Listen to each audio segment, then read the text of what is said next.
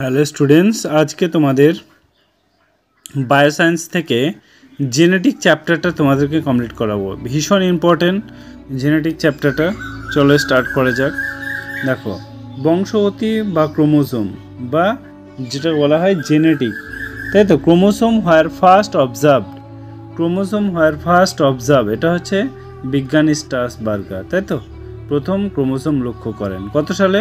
1875 সালে। সেকেন্ড কি বলেছে দেখো, সেকেন্ড বলেছে ক্রোমোসোম ওয়ার ফার্স্ট ডিসকভার, কে করেছেন? বিজ্ঞানী ওয়াল্টার ফ্রাম, এটা হচ্ছে কত সালে? 1882 সালে। তারপর 3 নম্বর দেখো, বলছে প্রথম ক্রোমোসোম শব্দটি প্রবর্তন করেন কে?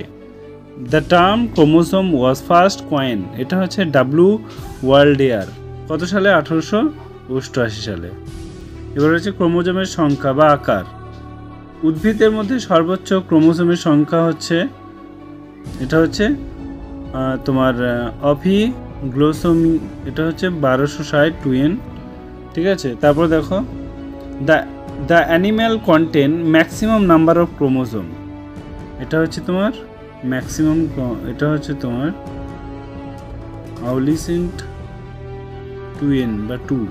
তারপর যে উদ্ভিদের মধ্যে সর্বাপেক্ষা কম ক্রোমোসোম সংখ্যা, এটা হচ্ছে সেপ্রোগ্যারিয়া বা তোমার 2n 2। তারপরে প্রাণীদের মধ্যে সর্বোচ্চ কম ক্রোমোসোম সংখ্যা হচ্ছে এটা অ্যাসকেরিয়া বা 2n, তাই তো। তারপর দেখো, হাপ্লয়েড ক্রোমোসোমের সেট উপস্থিতি জিনকে জিনোম বলে, তাই তো। এটা তোমার single set haploid set or chromosome, ভীষণ ইম্পর্টেন্ট। তারপর যে মানুষের জনন কোষে ক্রোমোসোমের সংখ্যা হ্যাপ্লয়েড, এটা হচ্ছে 23। মানুষের দেহ ক্রোমোসোম ডিপ্লয়েড, এটা হচ্ছে 2n বা 46। গুপ্তজীবী উদ্ভিদের কোষ ক্রোমোসোম সংখ্যা ট্রিপ্লয়েড বা 3n। সবচেয়ে বড় ক্রোমোসোম ধারণকারী উদ্ভিদ হলো ট্রিলিয়াম বা 30mm। এবার আসছে তোমার পলিটিন ক্রোমোসোম বা ডিপ্লয়েড ফ্লাই আঁশ। মাছির লাভার আঁশ মধ্যে উপস্থিতি ইহা আবিষ্কার করে তোমার বারবিনি 1981 সালে। তারপর হচ্ছে ল্যাম্বলাস ক্রোমোসোম, দেখতে হচ্ছে ইহা মাছ, ব্যাং যেন পরিলক্ষিত দেখা যায়, এটা হচ্ছে রকেট 1892 সালে। ক্যারিওটাইপ দেখতে পাচ্ছ তোমার ইডিওগ্রাম ক্রোমোসোম সেটের অঙ্কন পদ্ধতি, এটা তোমরা চেক আউট করে নাও, তাও বলে দিচ্ছি আমি। ক্রোমোসোম ভীষণ ইম্পর্টেন্ট। নিউক্লিক অ্যাসিড, তারপর হচ্ছে প্রোটিন। নিউক্লিক অ্যাসিড হচ্ছে তোমার দেখে নাও সুগার, নাইট্রোজেন বেস, আর হচ্ছে ফসফেট। সুগারের মধ্যে আছে RNA ডিএনএ। তারপর হচ্ছে তোমার নাইট্রোজেনে আছে পিউরিন বা অ্যাডিন বা গুয়াটিন। তারপর হচ্ছে পিরিমিডিন, এটা হচ্ছে সাইটোসিনিন, আর হচ্ছে থাইমিন, আর এটা হচ্ছে তোমার ইউরাসিল। ওকে, চলো নেক্সট পেজে মুভ করি। দেখো কী বলেছে, এটা দেখো ক্রোমোজোমের আকার। ক্রোমোজোম ডিএনএ এক প্রকার জেনেটিক বস্তু, এটি প্রমাণ করেন বিজ্ঞানী তোমার হার্সে বা চেজ। জিন বহনকারী জিনের ব্লুপ্রিন্ট হলো ডিএনএ। এছাড়া তুমি দেখো N2 তোমার বেস সমন্বয় হচ্ছে RNA AU DNA এটি।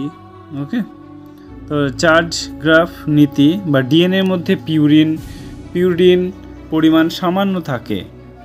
জিন বংশগতি তোমার ভৌত কার্যকারী 1909 খ্রিস্টাব্দে WL জনসন শব্দটি সর্বপ্রথম প্রবর্তন করেন। ওয়াই ক্রোমোসোম অন্তর্গত জিন হলো হ্যালান্ডিক জিন। তো যে কোড আবিষ্কার করেন, দেখতে হবে যেগুলো তোমরা চেক আউট করে নিও। আমরা নেক্সট পেজে মুভ করি। দেখো কী বলেছে নেক্সট পেজে, বলেছে যে এবার আসছে আমরা ম্যান্ডেলিফের জেনেটিক্স বা ম্যান্ডেলিফের তোমার কী বলো ওটা, বংশ বিস্তার বা বংশবৃদ্ধি, তাই তো, বা বংশবিদ্যা।